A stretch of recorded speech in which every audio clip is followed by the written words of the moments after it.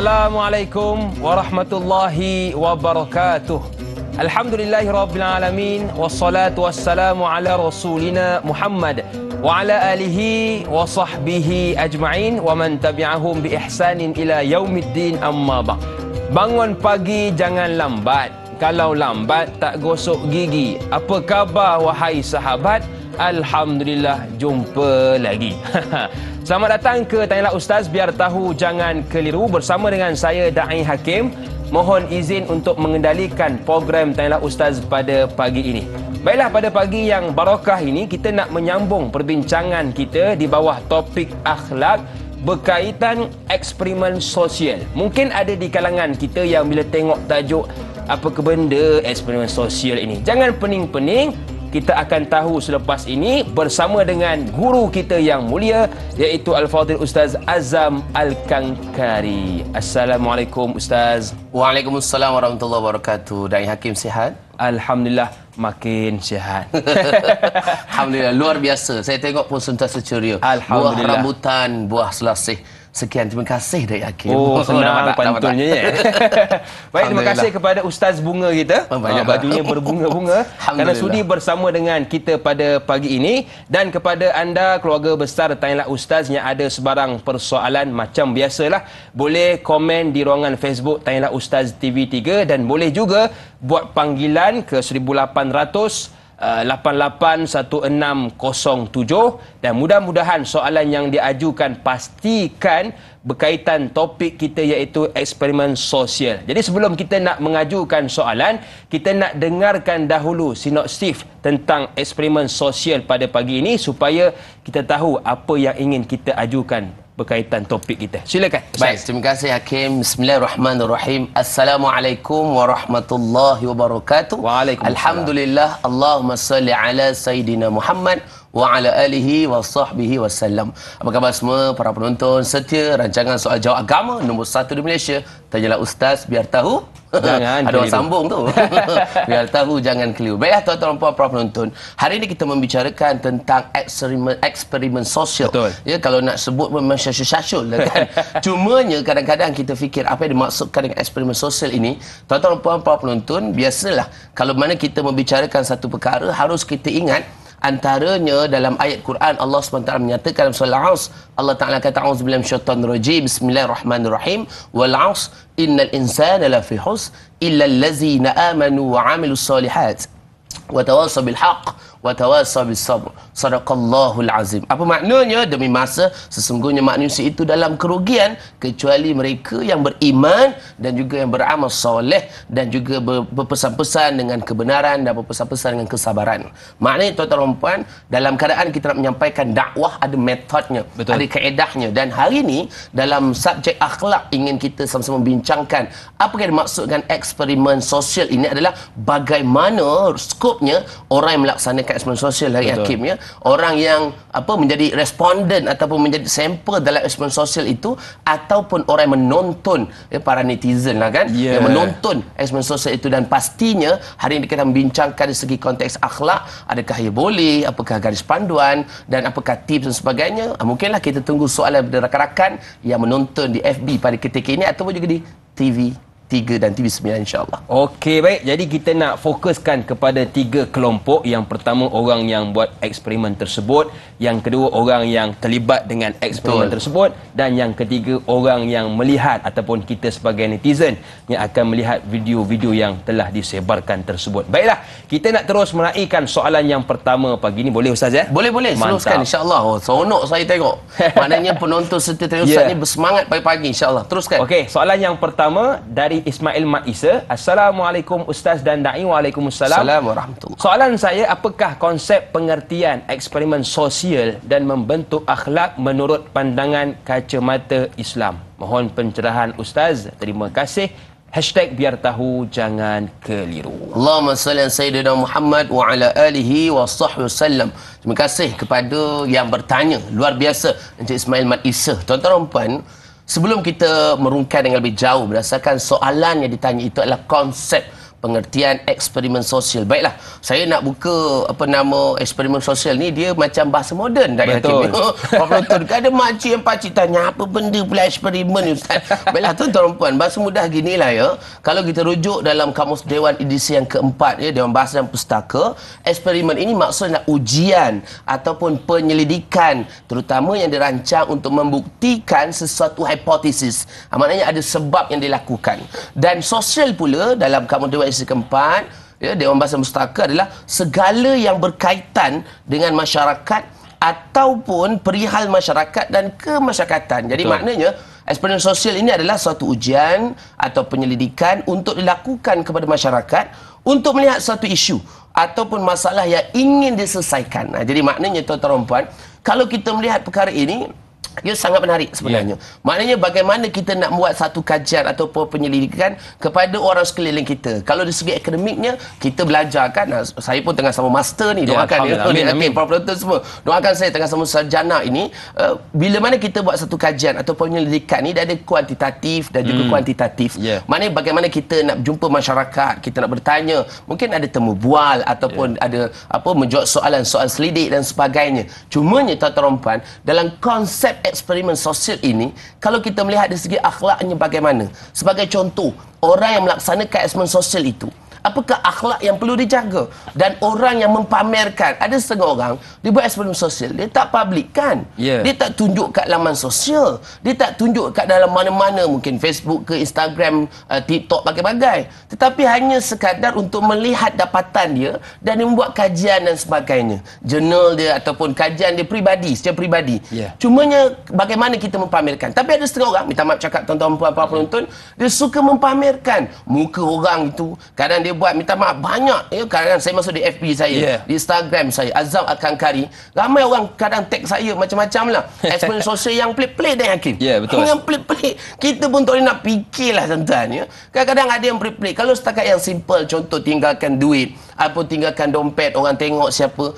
Cumanya adakah kita buat dalam keadaan mempamerkan muka responden itu, adakah diambil ke, ataupun mungkin di public kenderaan awam sebagai contoh kan, kita naik public transport, kenderaan awam, waktu sama kita tengok, kita duduk, ada orang mengandung dan sebagainya. Minta maaf cerita tuan-tuan ya, adakah kita bangun bagi orang tu duduk ataupun kita biarkan saja? Ini menunjukkan akhlak kita bagaimana. Cumanya apa itu soal selidik, apakah itu garis panduan sebagainya, mungkin sekejap lagi saya akan kongsikan. Jadi secara tuntasnya, pengertian eksperimen sosial ini adalah penyelidikan ataupun ujian kepada ahli masyarakat tentang berkaitan isu, maknanya apa masalah ataupun isu sekeliling kita. Wallahu a'lam. Okey, baik. Jadi itu soalan yang pertama diajukan oleh Tuan Ismail. Yang kedua, bagaimana kita nak membentuk akhlak itu sendiri? Luar biasa. Masya Allah, tabarakallah.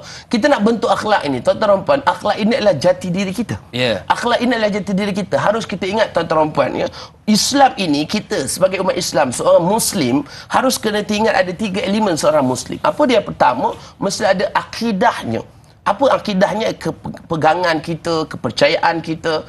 Kadang-kadang kita tanya orang kan, minta maaf cerita lah, saya juga pernah juga program, dia bukanlah eksperimen sosial, tapi program saya tu jam Salam Ustaz di TV3, TV9. Itu jam lama dah, 2014 dulu kan. Long time ago tuan-tuan ya, dengan izin lah ya. Lama dah. Saya tanya orang, kadang minta maaf cerita lah, kita tanya orang tu, apakah itu rukun iman? Ini soalan akidah. Apa itu rukun iman? Dengan penuh yakin dia jawab, kepercayaan kepada Tuhan, kesopanan dan kesusilaan. Kan? Tuan-tuan dan puan, itu rukun apa?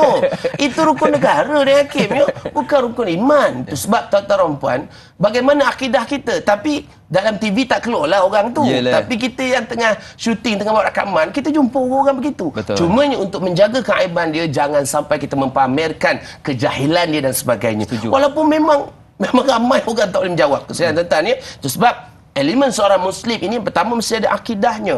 Yang kedua mesti ada syariah. Syariah ini adalah apa hukum hakam ataupun solat sebagainya. Yang ketiga, tuan-tuan dan puan, ini tidak kurang pentingnya apa dia, iaitu akhlak Islamiah. Akhlak ini sangat penting. Samalah juga dari segi eksperimen sosial ini. Saya nak kongsikan dalam catatan sejarah eksperimen sosial ini bermula pada tahun 1895 oleh seorang ahli psikologis ataupun ahli psikologi Amerika yang bernama Norman Tiplet. Jadi beliau membuat satu kajian, iaitu membuat eksperimen sosial dengan melihat tentang kajian berkaitan orang naik basikal. Kan? Itu jam lah kan. Yalah, betul. Jadi orang naik basikal. Jadi apa kajiannya? Tuan-tuan kaji sendirilah. Nak cerita panjang tak sempat kita kan. Cumanya dia buat secara akademik. Dan dia melihat kepada behavior manusia ataupun tingkah laku manusia itu. Jadi maknanya nak tengok bagaimana manusia sebagainya. Jadi benda ni dah lama dah. Cumanya adakah kita buat eksperimen sosial hanya sekadar untuk kajian akademik ataupun hanya sekadar untuk, minta maaf cakap, pengisian kandungan dalam laman sosial kita, atau bahasa mudahnya konten untuk laman sosial kita. Ini yang bagaimana kita nak membina akhlak kita. Ada orang membuat eksperimen sosial dengan akhlak ini. Tuan-tuan dan puan, akhlak ini tak payah, apa nak cakap ni? Akhlak ini tak payah dibuat-buat. Akhlak ini nak contoh mudah aja. Tengok kalau orang terperanjat, kita terperanjatkan naik hakim contoh. Kan? Melatah. Melatah. Apa yang keluar daripada mulut dia, itu akhlak dia. Maknanya tuan-tuan, kita tengok pasangan kita. Ni tengah minum, kita tengah sarapan, cucuk perut dia. Kan? Tengok apa dia sebut. Kalau dia sebut Allah Sayyidina Muhammad, ini luar biasa. Mana dia ingat Allah, ingat Nabi, tapi kalau tiba kita cocok Allahu Akbar, mana ingat raya. Kan? Ingat raya, okeylah. Paling kurang dia ingat Allah. Cuma yang kita takut, tuan-tuan dan puan, dalam keadaan kita melatah, akhlak kita menterjemahkan dengan kata-kata yang tidak sopan, kata-kata yang tidak elok. Ini yang kita takut, tuan-tuan dan puan. Itu sebab akhlak ini bukan saja dia akhlak ini bukan lakonan, tapi terjemah daripada tindakan kita. Itu sebab, tuan-tuan dan puan, bagaimana bina akhlak ini, ia perlukan latihan.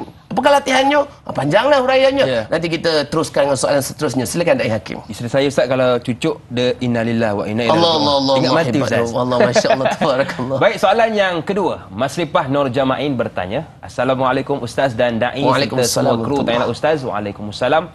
Apakah syarat dan batas akhlak yang perlu dijaga ketika terlibat dengan eksperimen sosial? Syarat dan batas, Ustaz.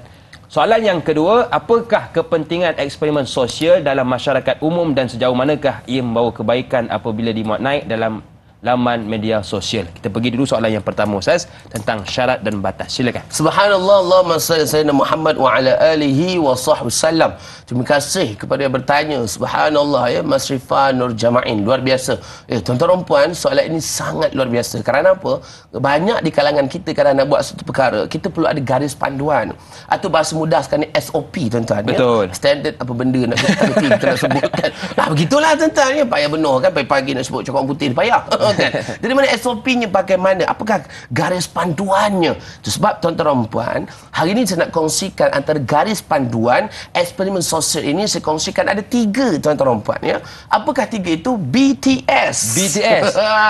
Bukan K-pop. Saya tak kenal. Tak kenal. Samalah, saya kenal. Kan? Anak murid saya lah banyak kenal K-pop. Pening kepada kita, tuan-tuan. Agak-agak lah ya. BTS ini bukan penyanyi Korea. Bukan. Apa B yang pertama? Tuan-tuan dan puan, para penonton, biar pertama, betulkan niat. Apa niat kita buat? Eksperimen sosial ini, apa niat kita buat?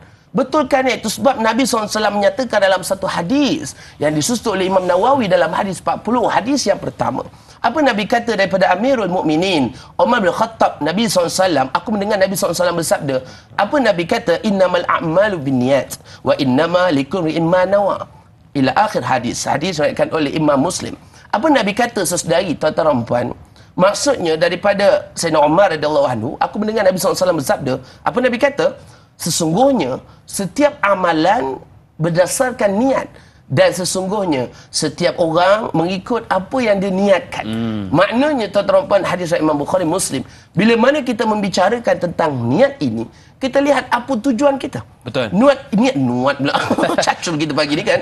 Niat ini, tuan-tuan dan puan, adalah objektif kita. Sebagai contoh, saya seorang pendidik, saya seorang guru agama, kerajaan Negeri Johor. Saya mengajar seorang agama Johor kan. Bila kita mengajar sebagai seorang guru, mungkin yang menonton ada juga guru-guru ataupun yang guru yang telah besar dan sebagainya. Tuan-tuan dan puan, kita buat persediaan harian kita, persediaan mengajar harian, mesti ada ahdaf kita, apa objektif kita. Betul. Apa objektif di akhir pembelajaran, apa yang kita dapat, apa yang kita nak murid kita dapat. Itu sebab, tuan-tuan dan puan, buat eksperimen sosial, apa objektif kita?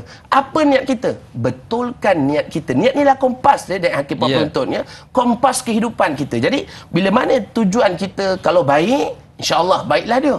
Tapi kalau benda tu tak baik, mungkin untuk mengaibkan orang, memalukan orang, mencari kesalahan orang, membuka kesilapan orang, maka ia satu perkara yang tidak baik dan ini bukan akhlak tuan-tuan dan puan. T yang kedua, apa dia sesedari tuan-tuan dan puan para penonton? T kedua adalah tidak melampaui batas. Ini yang paling penting. Janganlah kita melampaui batas dengan tidak bermoral dan sebagainya. Ada di kalangan kita kadang tidak bermoral, melampaui batas. Itu T yang kedua. Mungkin S yang ketiga sempat ke tak sempat? Okey, baik. Kita nak tunda S yang ketiga selepas rehat nanti, Ustaz. Kita nak beristighfar seketika, kembali selepas ini. Pastinya dalam Tanya Ustaz, biar tahu jangan keliru. InsyaAllah.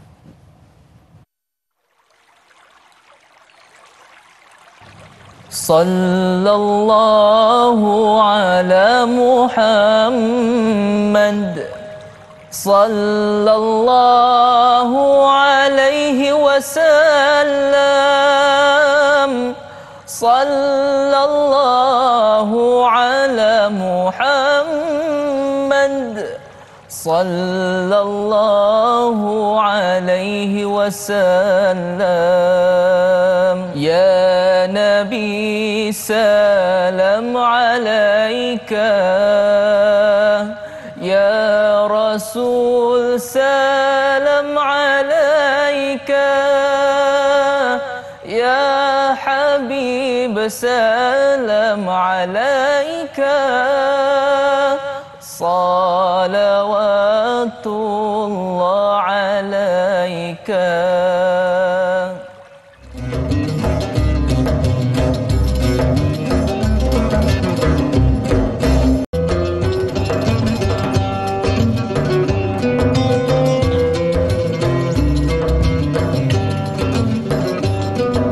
Apa tanda orang baik bercakap hati-hati, berjanji menepati? Apa tanda orang baik pada Allah taat, pada manusia nasihat?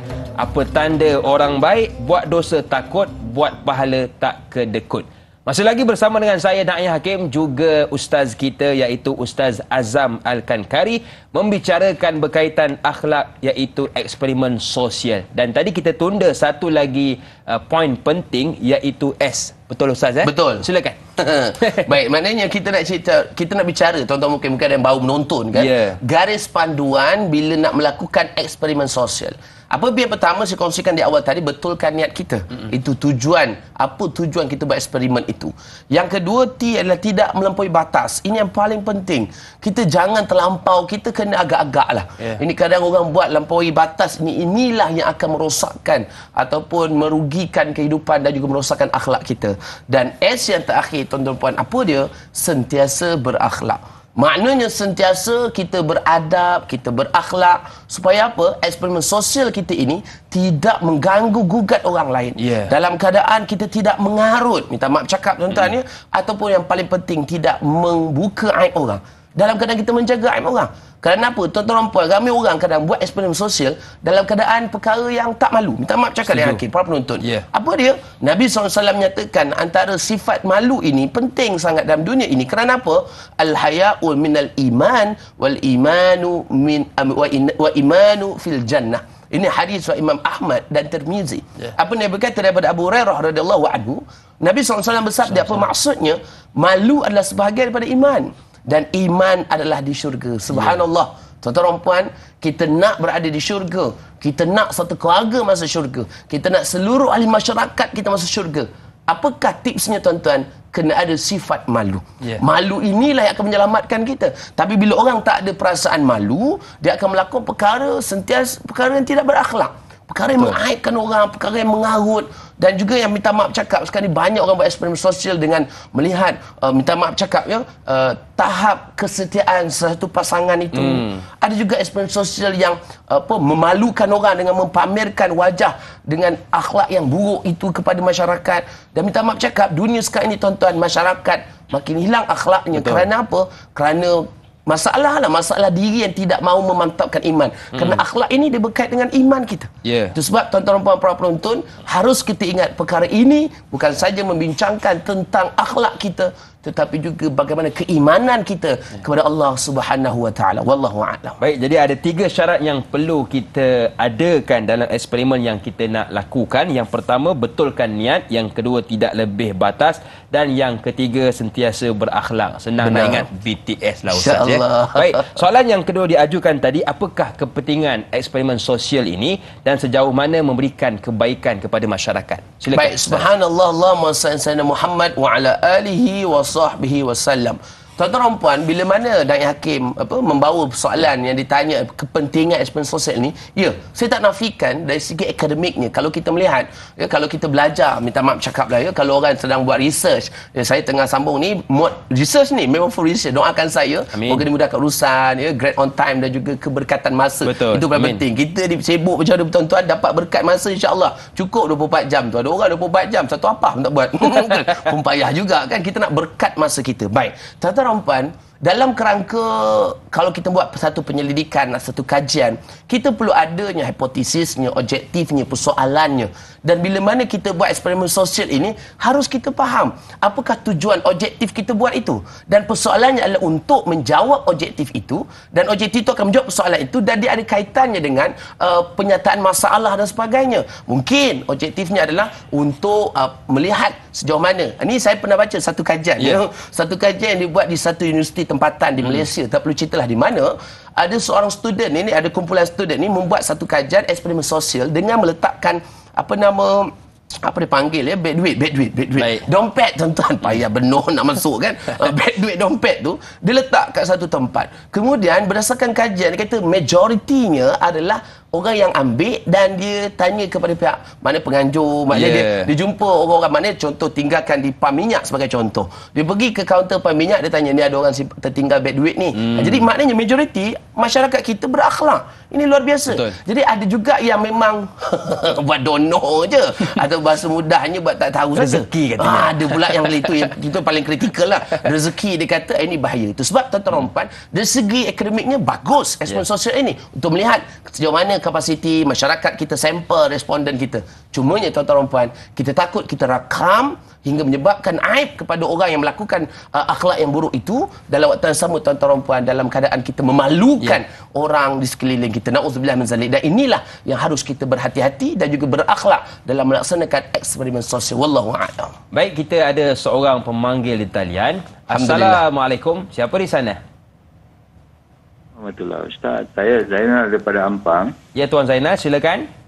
Nak bertanya Ustaz, adakah akhlak ni bermula daripada ibu dan bapa ataupun persekitaran? Cantik.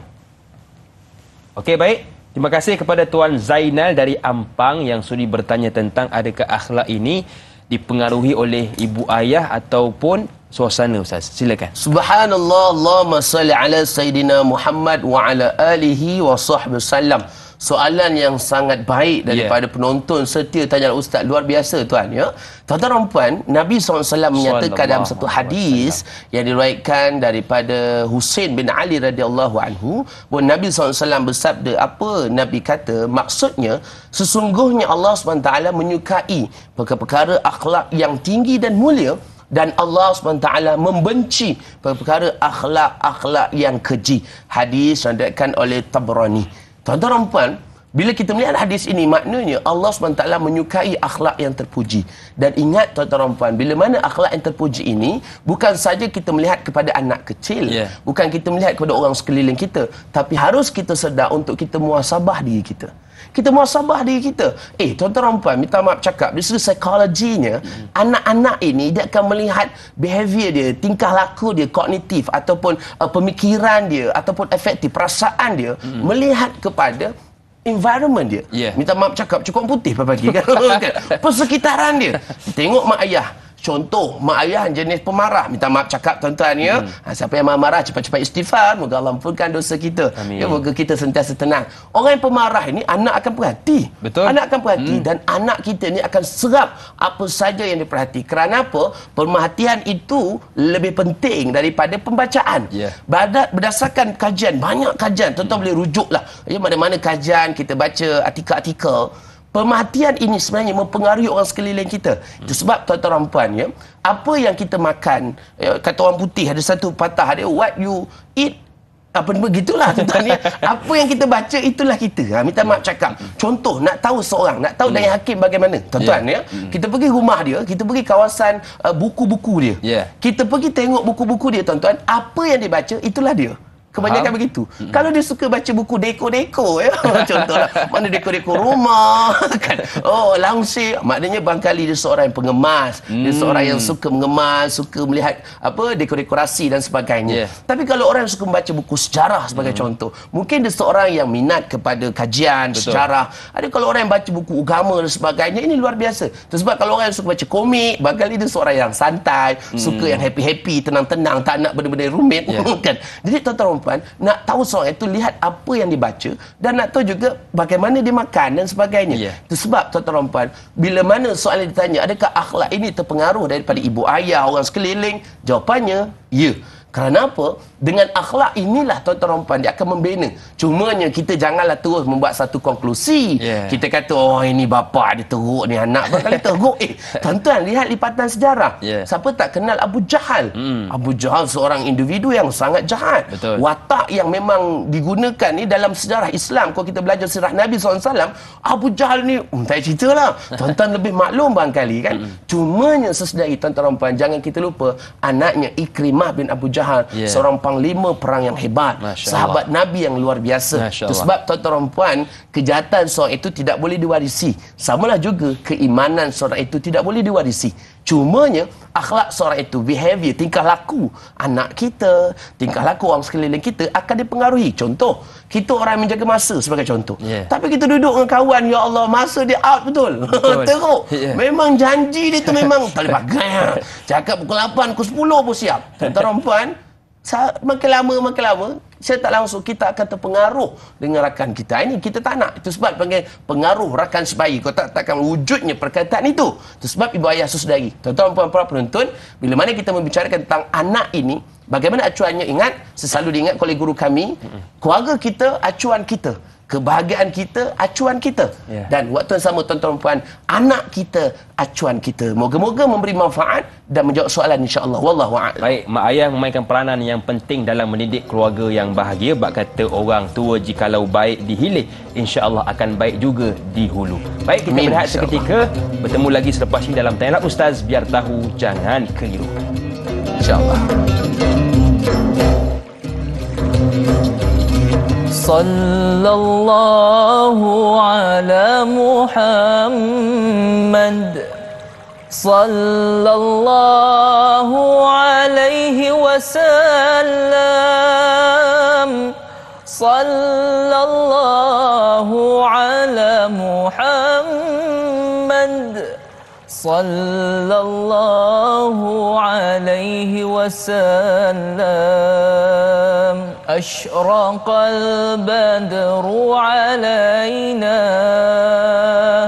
fahtafat minhul buduru, misla husnika ma ra'ayna, qattu ya wajhas sururi.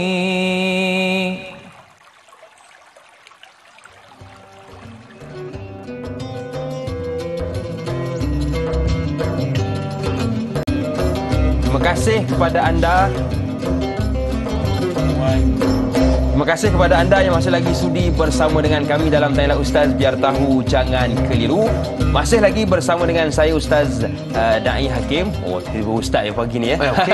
Okey. Dan juga Ustaz Azam Al-Kankari. Dia kena habiskan Al-Hafiz. Masya-Allah, barakallah. Membicarakan tentang akhlak eksperimen sosial. Baik, kita nak terus meraihkan soalan yang seterusnya. Kali ini dari sahabat kita Aisyah Echa.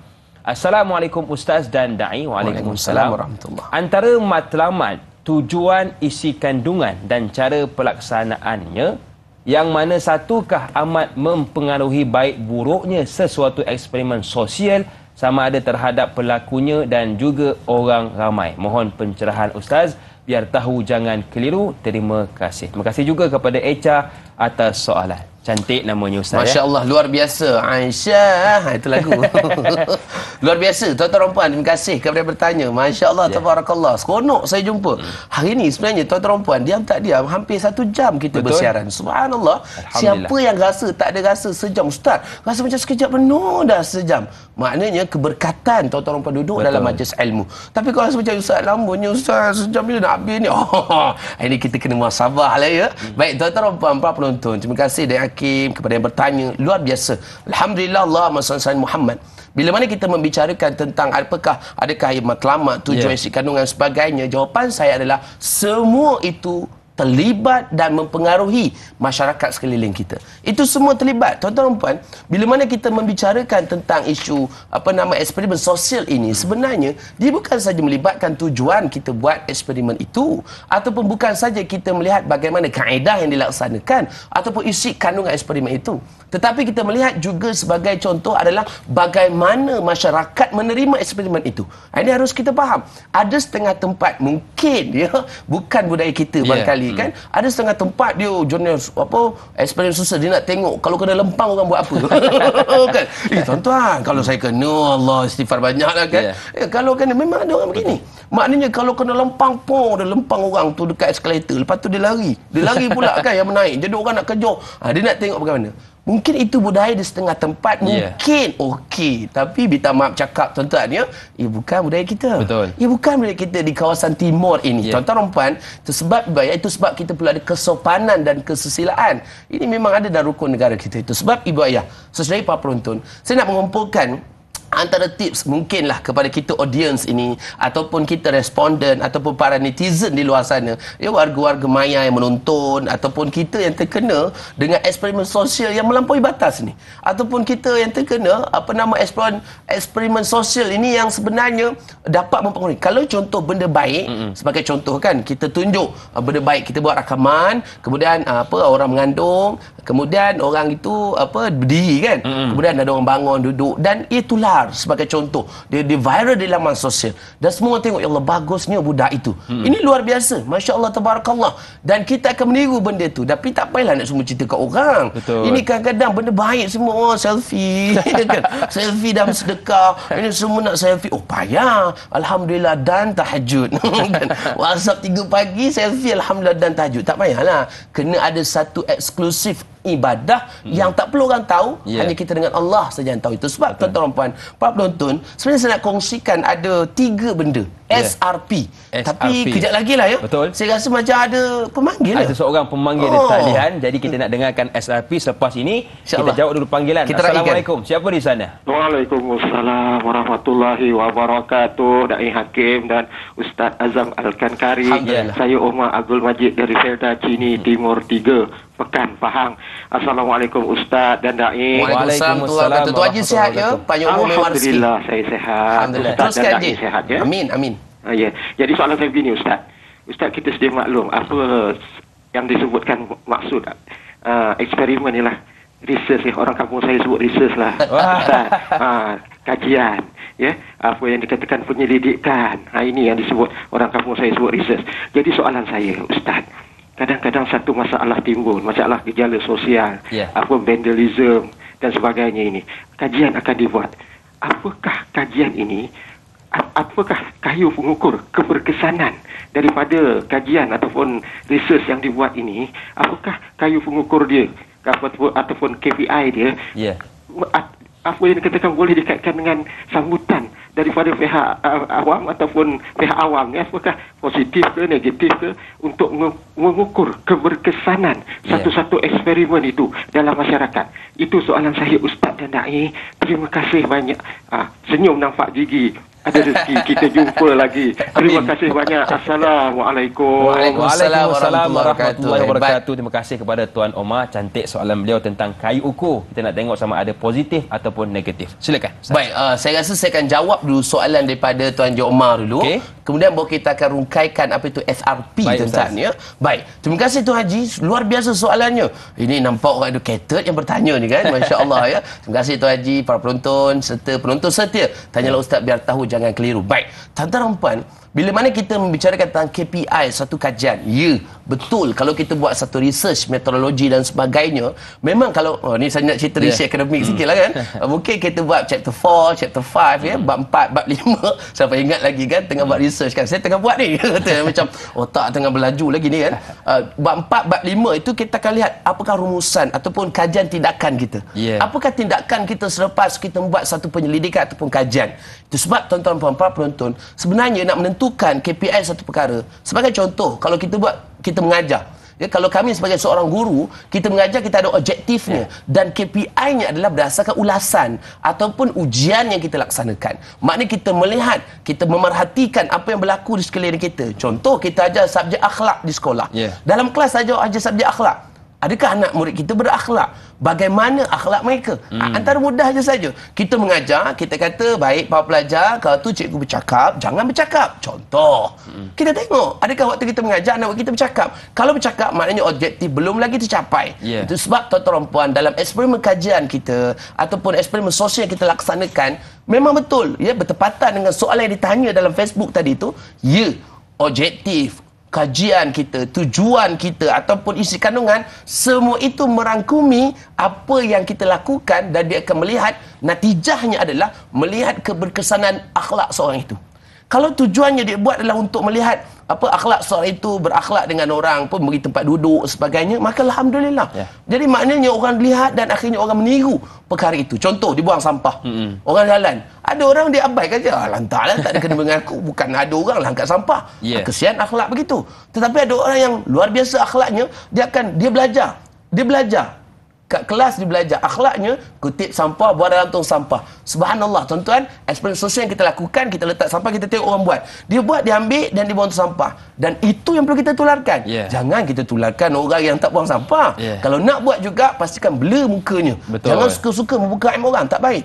Cumanya, itu nak melihat KPI adalah melihat keberkesanan ataupun hasil kajian, dapatan kajian kita itu. Cumanya tuan-tuan puan, kembali kepada soalan yang ditanya dalam FB itu tadi, tipsnya, kadang-kadang ada orang buat eksperimen sosial yang melampaui batas. Ataupun minta maaf cakaplah perkara yang tidak beretika, tidak berakhlak. Tuan-tuan, SRP, apa dia? S yang pertama tuan-tuan puan, apa dia? Sabar. Ini benda nampak macam mudah ya. Sabarnya nak. Tuan-tuan, nak sabar bukan mudah. Itu sebab tuan-tuan puan-puan penonton, sabar dan tenang ini satu perkara yang luar biasa. Jadi sabar dan tenang. Kerana apa? Nabi SAW kata apa? An Ibnu Abbas radhiyallahu anhuma, qala Nabi sallallahu alaihi wasallam, wa qala ayuhan nas alaikum bisakinah fa inna birra laysa bil idha'. Hadis riwayat Al-Bukhari. Imam Bukhari, ya, hadis riwayat Imam Bukhari. Hadis sahih. Tuan-tuan puan, apa Nabi kata daripada Ibnu Abbas radhiyallahu anhuma, Nabi SAW bersabda, apa Nabi kata? Mafhumnya, wahai manusia, hendaklah kamu bertenang, kerana sesungguhnya kebaikan bukan diperoleh dengan tergesa-gesa. Hadis riwayat Imam Bukhari. Tuan-tuan puan, kita kena tenang. Jadi bila mana kita diuji dengan eksperimen sosial yang menyakitkan hati, contohlah kan, kena pukul pakai, sabar. Istighfar banyak, sabar dan tenang ya. Yang kedua tuan-tuan, apa dia R? R yang kedua adalah rational. Apa makna rational tuan-tuan puan? Kita bertindak bukan mengikut nafsu, tapi bertindak mengikut iman. Ini yang paling utama. Dan P yang terakhir, apa dia tuan-tuan? Pemaaf. Kan? Jadi maknanya ia memang sulit tuan-tuan. Memang sulit. Nak memaafkan orang, bukan mudah tau, bukan mudah. Cumanya susah, memang susah, bukan mudah. Apa ustaz syushu bagaikan ni contoh tuan-tuan ya. Sebab ibu ayah tuan-tuan puan, jadilah pemaaf. Kerana Allah suka kepada orang yang pemaaf ini. Biarlah apa orang nak buat pun, tapi kita maafkan dia. Tapi kalau kita rasa macam tak boleh dah ustaz, tak apalah, ambillah tindakan dengan undang-undang, tetapi tak perlu dah tularkan, tak perlu nak kecoh-kecoh di laman sosial dan sebagainya. Ini akhlak yang tidak baik. Wallahu a'lam. Baik, SRP yang perlu kita lakukan. Terus kita menjenguk soalan yang seterusnya dari Mazni Hasan. Assalamualaikum Ustaz dan Da'i. Waalaikumsalam. Pernah viral dulu suatu perkara tentang seorang lelaki menarik tudung seorang perempuan di khalayak ramai. Tujuannya adalah untuk melihat reaksi orang ramai tentang kelakuan lelaki tersebut. Soalannya, bermoralkah sosial eksperimen seperti ini? Mohon pencerahan Ustaz, terima kasih. Silakan. Allahumma salli Sayyidina Muhammad wa ala alihi wa sallam. Tanya sosial apa moral ke tak tuan-tuan? hakikatnya kita tengok apa perasaan orang yang kena tarik tudung.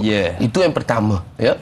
Orang yang pertama, kita kena empati dengan orang yang kena tarik tudung tu. Apa perasaannya? Mungkin kita menyakitkan hati orang. Ingat tuan-tuan, ya, menyakitkan hati orang ini ada antara perkara yang memang Allah Ta'ala larang.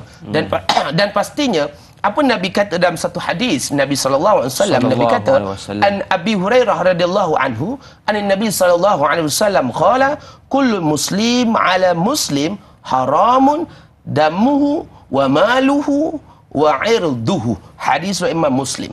Apa maknanya? Tuan-tuan, daripada Abu Hurairah radhiyallahu anhu, Nabi SAW bersabda, apa Nabi kata? Tuan-tuan puan dengar betul-betul.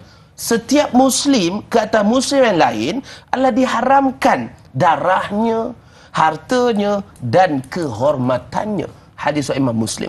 Tuan-tuan, adakah kita buat perkara itu, kita telah memalukan orang itu? Atau berkata, lah Ustaz, ini hanya sekadar lakonan. Ini eksperimen sosial saja, bukan apa pun. Tuan-tuan puan, agak-agak lah. Agak-agak lah, minta maaf cakap lah tuan-tuan. Ya, mungkin ada yang tak selesa marah dengan saya. Agak-agak lah. Jangan kita buat perkara yang membuka aib orang. Jangan kita buat perkara yang boleh mendatangkan kemarahan orang. Itu sebab tuan-tuan puan, contohlah ya, ada orang kata, lah Ustaz, saya itu geng kita je, kita tarik je tudung, itu nak tengok apa reaksi orang sekeliling. Habis kalau seselap orang sekeliling belasah kita, apakan daya? Kan? Itu sebab tuan-tuan puan, ada benda eksperimen sosial yang apa tujuan kita buat? Kembali kepada apa tujuan kita buat. Kalau tujuan kita nak melihat ke sejauh mana, banyak lagi benda lain yang boleh kita buat.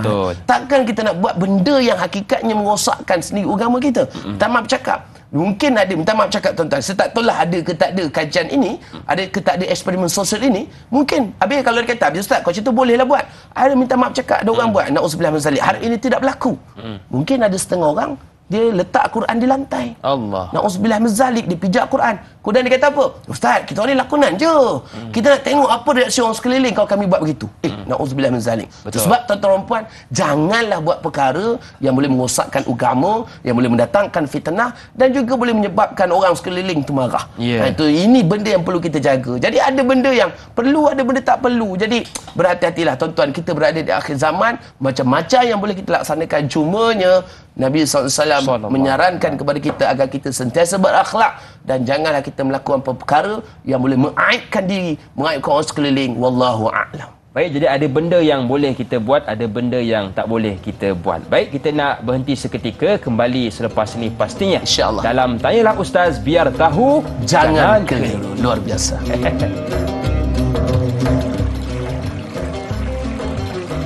Sallallahu ala Muhammad,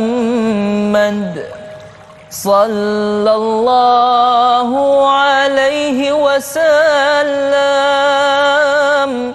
sallallahu ala Muhammad, sallallahu alaihi wasallam.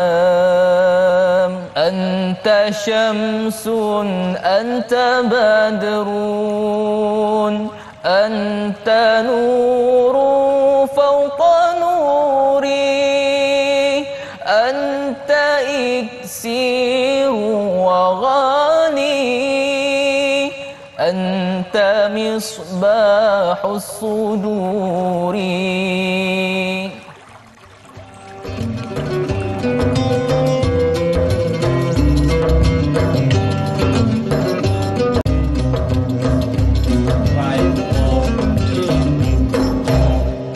Terima kasih kepada anda yang masih lagi sudi bersama dengan kami dalam Tanyalah Ustaz, biar tahu jangan keliru. Masih lagi bersama dengan saya Da'i Hakim, juga Ustaz Azam Al-Kankari, membicarakan tentang akhlak eksperimen sosial. Baik, kita nak meraihkan soalan seterusnya dari Sahziatul Siddiq. Assalamualaikum Ustaz dan Da'i. Waalaikumsalam warahmatullahi. Bagaimana sosial eksperimen dari sudut positif? Contohnya membuat konten menyambung bacaan surah yang dilakukan oleh anak muda baru ini bertujuan untuk menarik anak muda untuk cintakan Al-Quran. Dan jika anak muda itu dapat menjawab akan diberikan wang tunai, apakah sosial eksperimen ini bersesuaian bagi menarik anak-anak muda untuk lebih cintakan Al-Quran. Ada pantun Ustaz, boleh baca ya? Silakan. Berkelah di bawah dahan, ramai keluarga meraihkan. Mohon Ustaz pencerahan. Terima kasih saya ucapkan. Balas. Silakan Ustaz. Luar biasa, Masya Allah ya. Sahadatul Siddiq ini juga antara penonton setia kita. Betul, kan. Alhamdulillah. Terima kasih yang bertanya. You, nak jawab lah ni you. Hebat tak pantun saya. Baik, Allahumma salli ala Muhammad. Alhamdulillah, Allahumma salli ala Muhammad. Terima kasih kepada yang bertanya. Tuan-tuan dan puan, bila mana tular ya, suatu ketika bila ada orang baca Quran kemudian minta sambung, luar biasa. Saya ada juga tengok, saya tak tahulah siapa kan, hari ni tak berapa update sangat laman sosial, tapi adalah ya, cari je lah Azam Al-Kankari, Facebook, Instagram, TikTok, adalah ya, sikit-sikit tuan-tuan ya. Sangat-sangat kongsi-kongsi apa yang kita ada, tak ada benda pun kan. Maknanya tuan-tuan dan puan, ini benda yang baik dan perlu ditularkan. Bagi saya ini subhanallah. Cumanya berhati-hatilah, jangan sampai kita mengaibkan orang. Betul. Ini kadang-kadang kita tanya, okey, kita nak sambung surah ni, alhamdulillahirabbil alamin. Okey, kita pun acukan kita mikrofon ke orang. Tiba-tiba tak boleh jawab. Kita pula publikkan ataupun tularkan video itu kepada orang. Akhirnya netizen kat bawah ni, biasalah kan, bawang Rangers. Kerjanya membawang aja. Apalah, Fatihah pun tak kerti baca, bla bla bla. Ini maknanya kita telah membuka ruang fitnah. Betul. Kita membuka ruang mengutuk orang. Jangan. Itu tak boleh lah.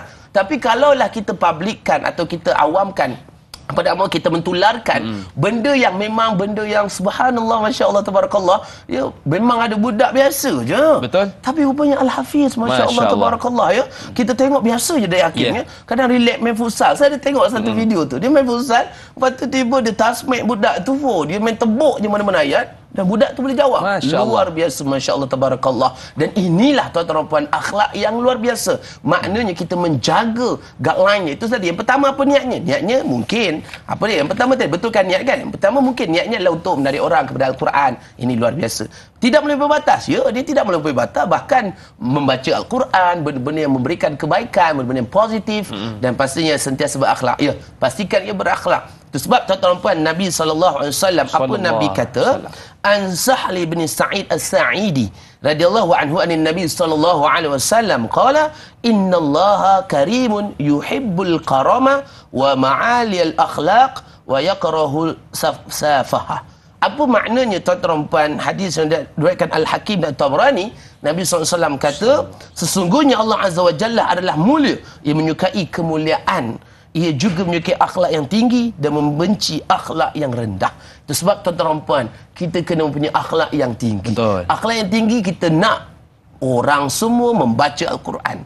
Kita nak orang semua menghayati hadis Nabi. Kita nak orang berselawat. Kan bagus juga kan? Betul. Kita tularkan. Contoh, kita berselawat, tengok orang sambung. Allahumma sholli sholatan. Sambung. Cuba kalau kita dapat, rupanya bagus. Ramai yang menghafal. Bila ramai yang menghafal, makanya ia satu perkara yang memberikan kebaikan kepada orang sekeliling yang menonton. Jadi ini satu perkara yang luar biasa. Dan tahniah kepada anak-anak muda yang membuat eksperimen sosial yang baik seperti itu. Kau boleh dibanyakkan lah. Ya, tebuk Al-Quran ke, tebuk hadis Nabi ke, ataupun beri rukun iman. Benda-benda simple. Kadang-kadang kita fikir 3 jenis najis. Apa dia? Betul.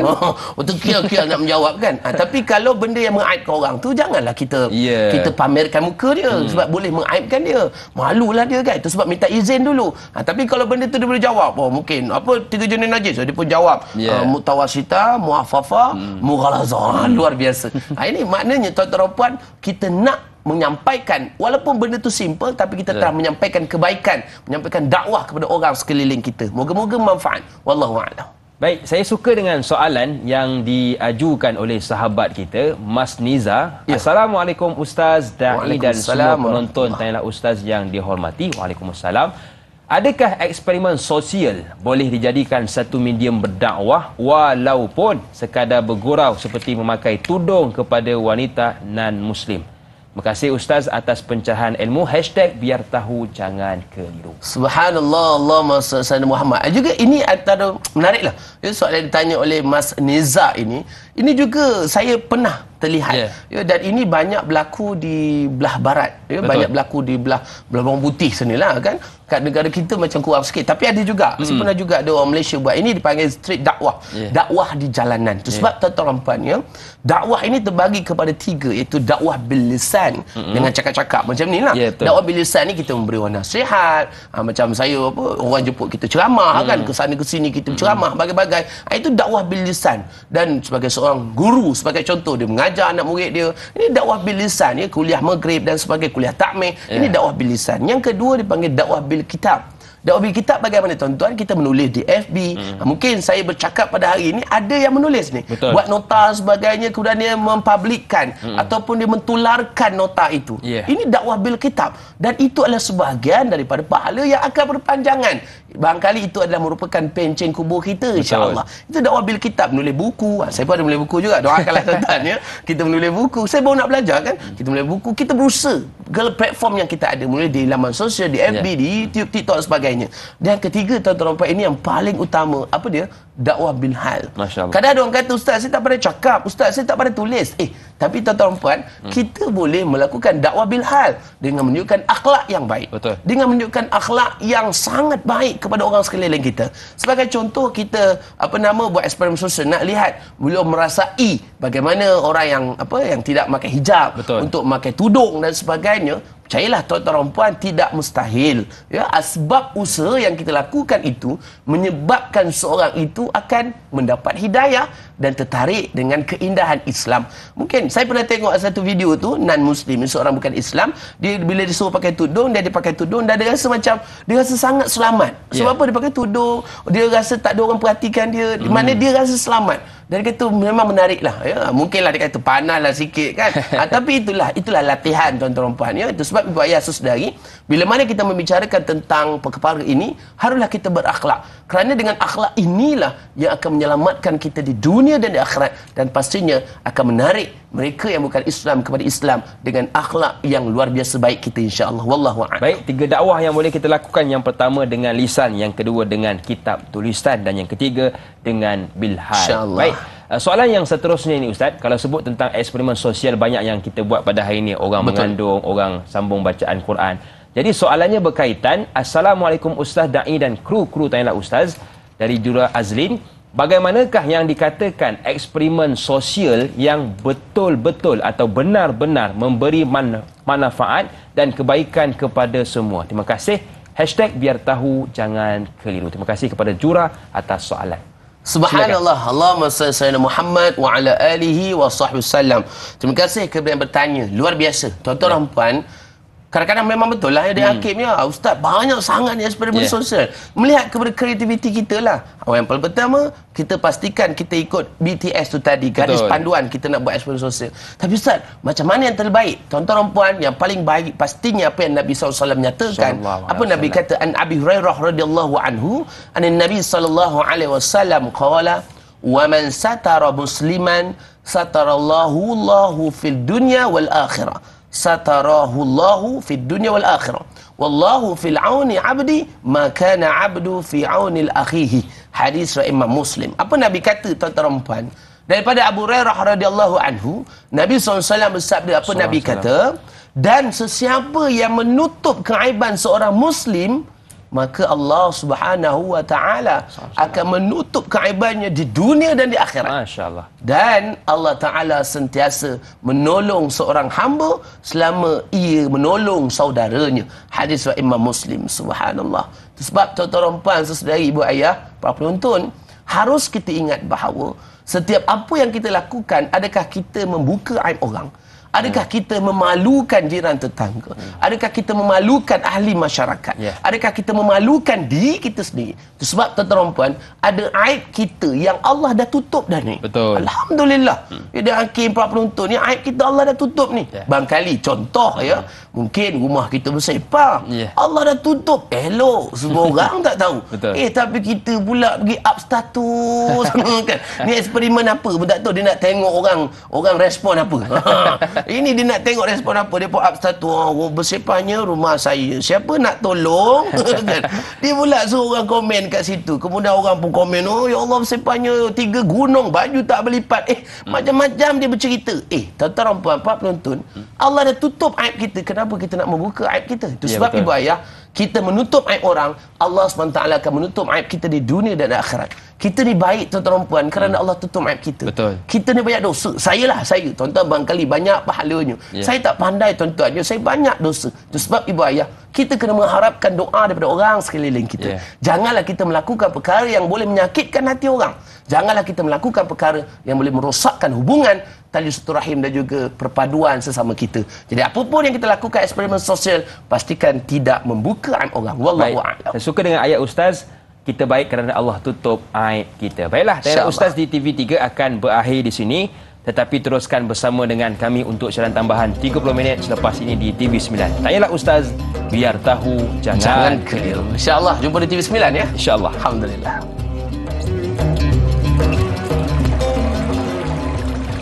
Sallallahu ala Muhammad, sallallahu alaihi wasallam, sallallahu ala Muhammad, sallallahu alaihi wasallam. Ya habibi ya Muhammad, ya arusal khafiqaini, ya muayyad ya mumajjad, ya imam al-qiblataini.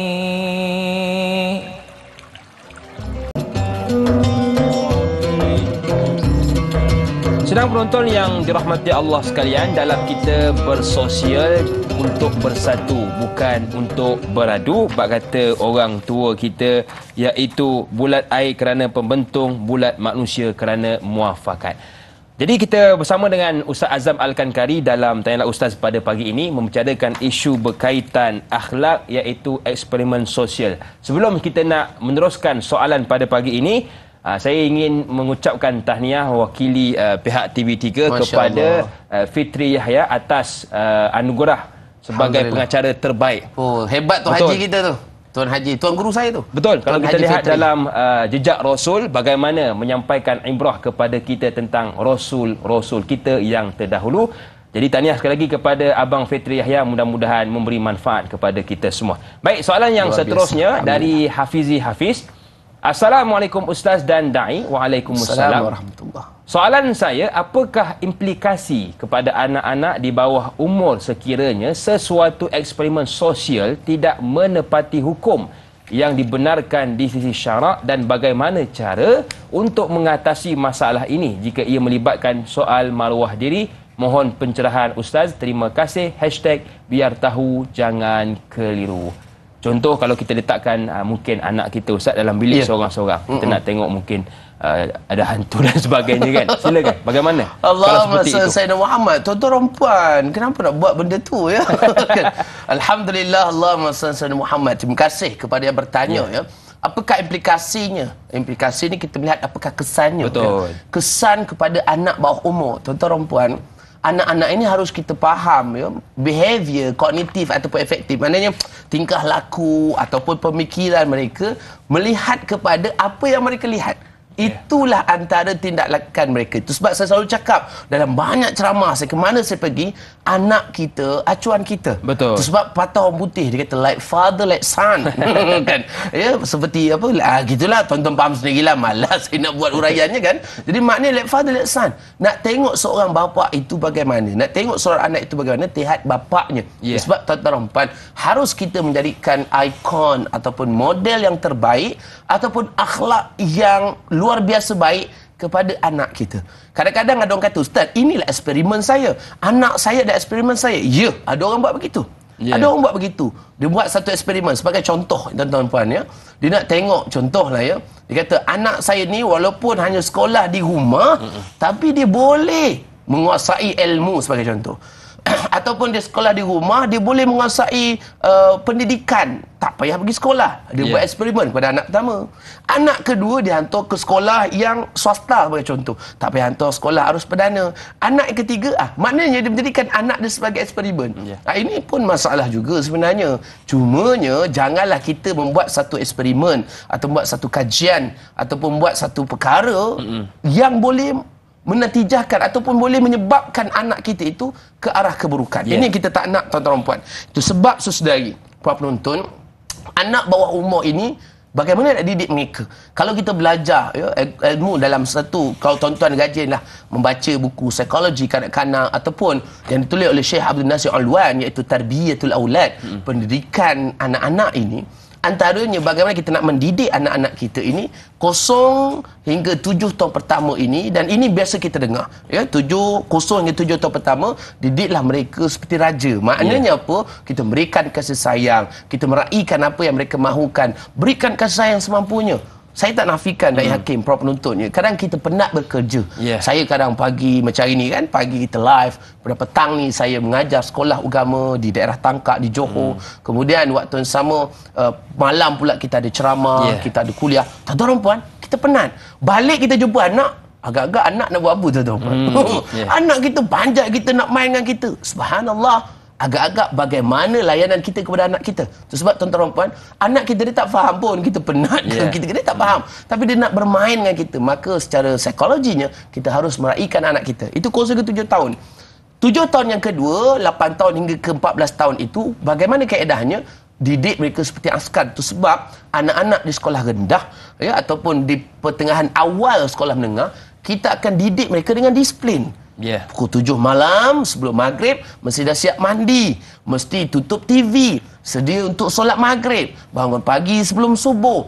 Kalau nak berjalan mesti berdua-dua, semut berkawat satu-satu, orang-orang kan. Maknanya budak-budak ni kita nak latih mereka, macam sebagai contoh anak murid saya darjah 2 dan darjah 5. Kita nak ajar disiplin mereka dalam berjalan sebagainya. Itu sebab tuan-tuan dan puan, itu yang kedua, didik seperti askar.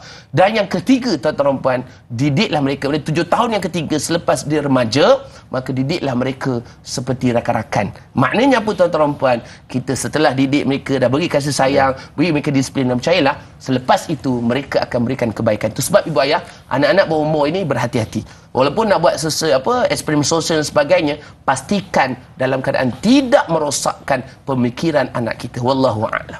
Baik, kita nak meraihkan seorang pemanggil di talian. Assalamualaikum. Siapa di sana? Waalaikumsalam. Bergabung Ustaz. Alhamdulillah, sihat. Silakan. Saya Halim Malik daripada Taman Universiti Skudai, Johor. Johor. Silakan. Kita tanya pada Ustaz ni, Ustaz Azam. Silakan tuan. Saya Ustaz Baik, Alhamdulillah waras. Alhamdulillah. Teruskan tuan. Alhamdulillah waras Ustaz. Okey Ustaz, masalahnya gini Ustaz. Kita ni boleh katakanlah kalau di kata orang istiqomah tu menghaji kuliah contohnya ataupun program-program agama lah di surau ataupun masjid. Tapi sasaran tu macam tak sampai tu Ustaz. Maknanya orang yang kita target tu, maknanya dia mungkin tak hadir ataupun orang jemaah tu sendiri hadir. Tapi tengok akhlak dia tu macam tak ada perubahan tu Ustaz. Mana maintain gitu sama je.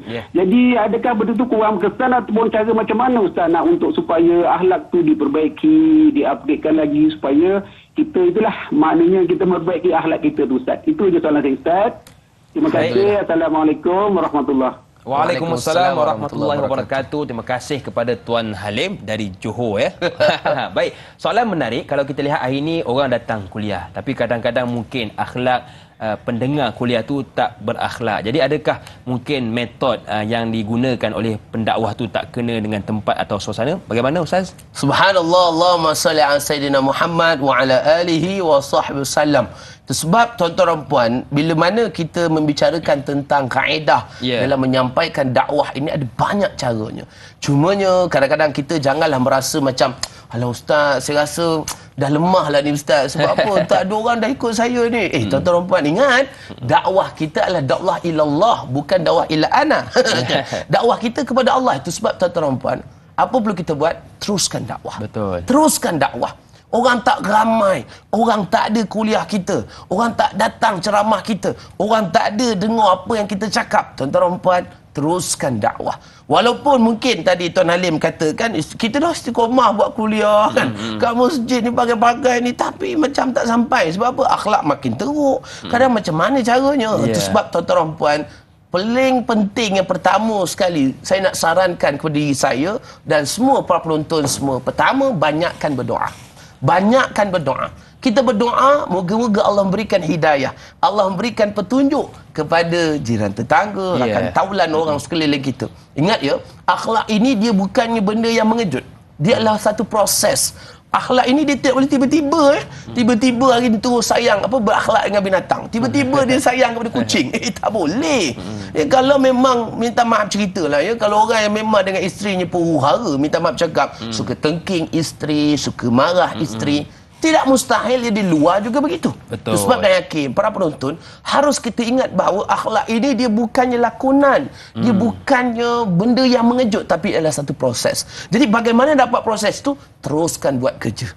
Apa kerja pertama? Doa lah. Pertama, banyakkan berdoa. Yang kedua, tuan-tuan, teruskan menyampaikan dakwah. Menyampaikan dakwah. Tadi pertama, banyakkan berdoa. Yang kedua, menyampaikan dakwah. Terus kita menyampaikan dakwah.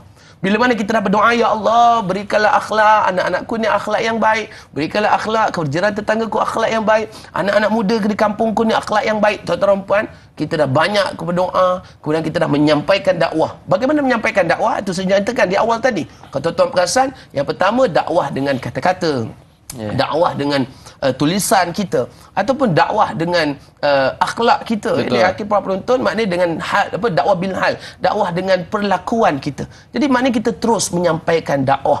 Dan yang terakhir tuan-tuan puan, apa dia BMI. BMI terus kan, body mass index kan, tak adalah. B yang pertama tadi, banyak berdoa. M kedua, menyampaikan dakwah. Terus menerus, jangan berhenti. Ingat, walaupun tak dengar, korang tak nak ikut ke apa ke, tuan-tuan puan, kita berdakwah ni, saya alhamdulillah baru saja ya, ramai asatizah kita, ustaz kita di luar sana berpuluh tahun mereka berdakwah. Saya seronok ni Dai Hakim ya, ada dekat kampung saya ada ustaz ni memang puluh tahun daripada kita kecil sampai kita sekarang masih lagi berkuliah di masjid itu. Istiqomah. Yes, ayat terakhir istiqomah. Dia dah menjawab soalan saya kan. Istiqomah. Tuan-tuan puan, kita lihat bagaimana asatizah ustaz-ustaz lama ni, yang senior ni berpuluh-puluh tahun berdakwah luar biasa tanpa henti. Kita ni saya baru belasan tahun berdakwah. Ya, kalau dalam industri penyiaran Keluar TV ni baru 10 tahun. Tak kalau orang tak nak dengar kita kecil hati. Tak kalau orang kecam sikit kita dah marah. Tuan-tuan, relax. Sebab orang tak berakhlak. Bagaimana? Teruskan berdakwah, banyakkan berdoa dan istiqamah. Apa yang kita lakukan, moga-moga Allah memberkati dan mudahkan urusan kita. Wallahu a'lam. BMI, banyakkan doa, menyampaikan dan istiqamah. Baiklah, kita nak bertakbir seketika, kembali selepas ini pastinya dalam Tayalah Ustaz, biar tahu jangan keliru. InsyaAllah.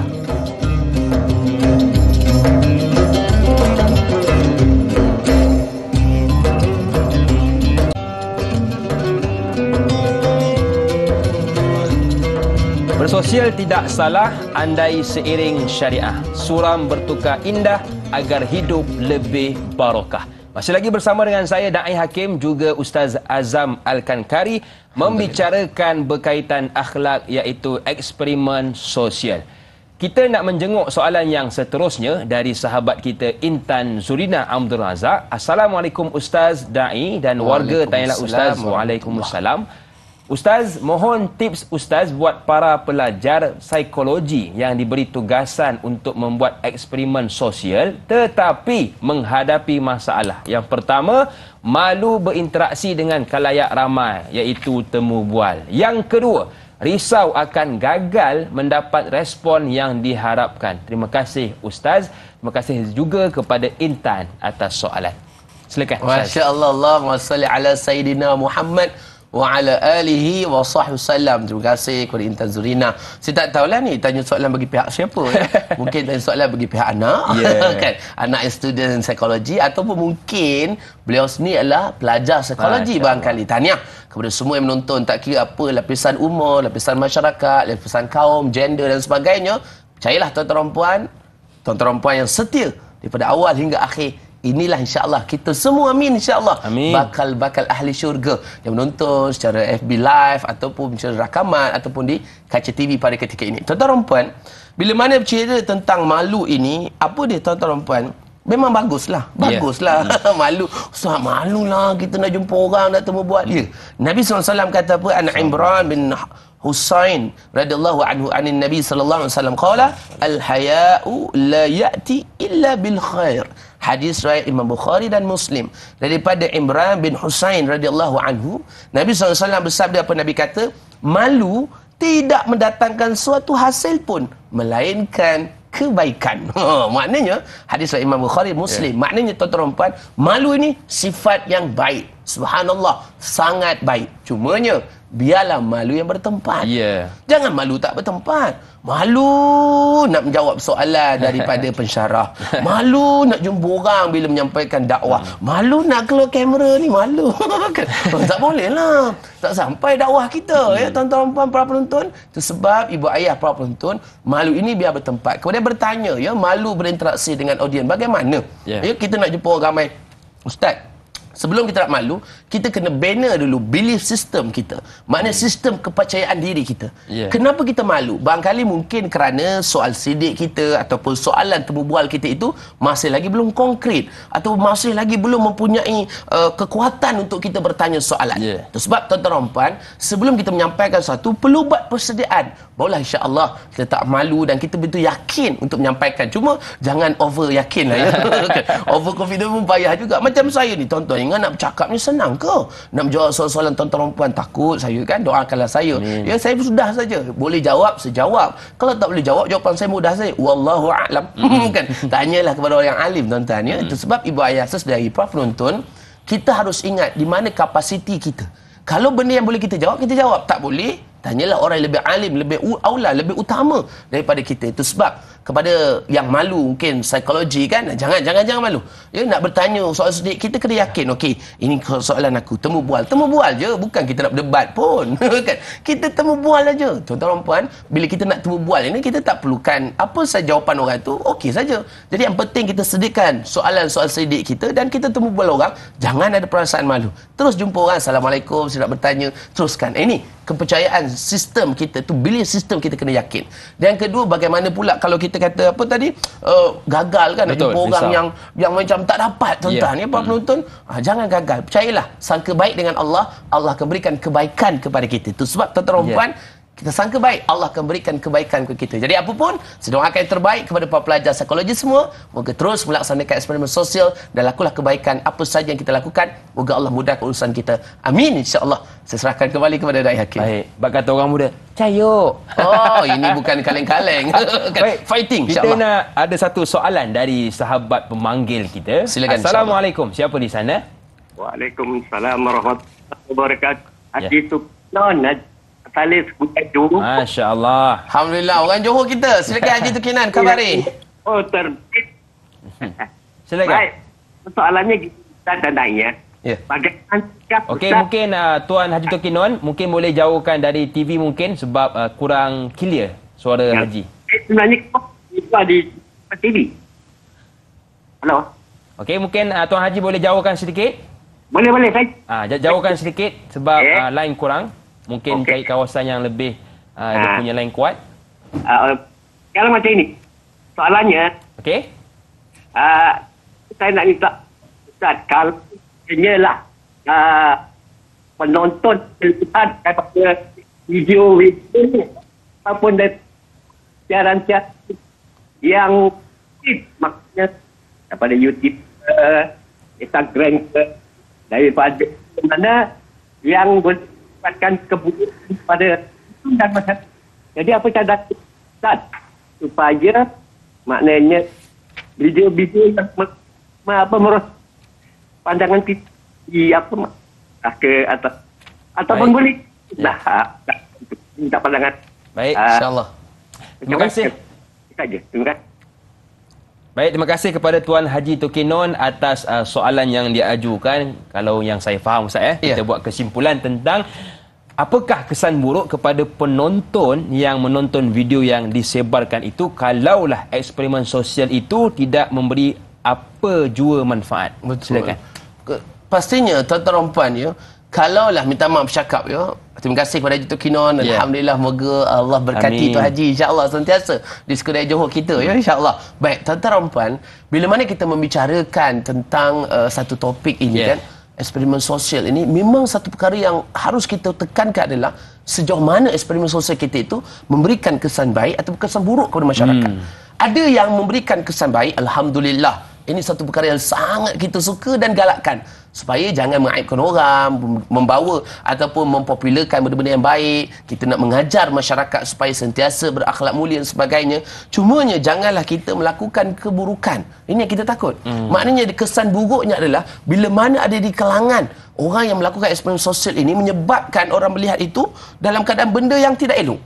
Tuan-tuan dan puan, kita yang memulakan kebaikan, Nabi kata pastinya kebaikan itu akan berpanjangan dan itu dikira sebagai pencen kubur. Masya Allah. Ini kita tahu kebaikan yang akan berpanjangan. Saya tak nak ulas panjang lah ya. Cumanya kalaulah dia berkaitan tentang keburukan, kita takut tuan-tuan dan puan, keburukan yang dilaksanakan itu menyebabkan orang lain akan melakukan ataupun menjadi pencetus, maka dosa itu juga akan berpanjangan.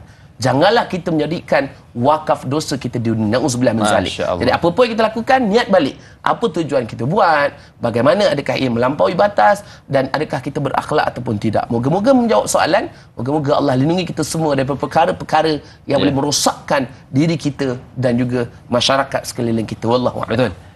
Kadang-kadang bila kita tengok eksperimen sosial ni Ustaz, ialah kita ambil orang tersebut, contoh mungkin tengah mengaji dalam keadaan dia tak tahu, dan kemudian bila kita dah ambil video beliau, kita minta izin, lalu tak dibenarkan untuk disebarkan, tapi kita sebarkan juga. Jadi bagaimana eksperimen sosial sebegitu? Itu sebab tuan-tuan dan puan, para penonton, terima kasih, soalan yang sangat baik. Tuan-tuan dan puan, jangan sebarkan. Jangan sebarkan. Itu sebab nak buat apa-apa, kalau kita di kaca TV pun kita ada etikanya. Sebab tuan-tuan, kalau ni saya berdasarkan pembacaan saya lah, nak lebih rujuk, tuan-tuan rujuklah pakar undang-undang sebagainya. Melihat kepada Akta Komunikasi dan Multimedia 1998, Akta 588, ada dua section, antara section 211 ataupun section 233. Apa dia? Penggunaan tidak wajar, kemudahan rangkaian atau perkhidmatan rangkaian dan lain-lain. Maknanya perkara-perkara yang boleh merosakkan ataupun memalukan orang, ataupun mengenai atau menggugat dan mengganggu orang lain, maka ia boleh dikenakan denda.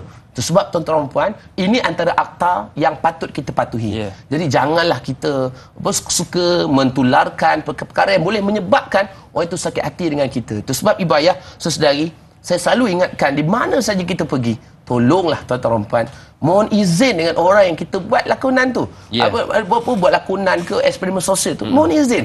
Kita buat rakaman sebagai contoh, Kak, saya nak publikkan ya Kak, dekat FB saya, dekat YouTube saya, kat TikTok saya, boleh Kak ya? Mohon izin lah Kak, boleh ya. Kalau lagi bagus, buat kenyataan bertulis. Jadi maknanya kenyataan bertulis itu telah mendapat izin demi kita punya isi kandungan, ataupun bahasa mudahnya demi konten kita. Sebab tuan-tuan dan puan, nak buat apa-apa dia perlu ada perjanjian lah. Jangan kita tularkan. Kita takut nanti akhirnya menyebabkan membuka aib orang.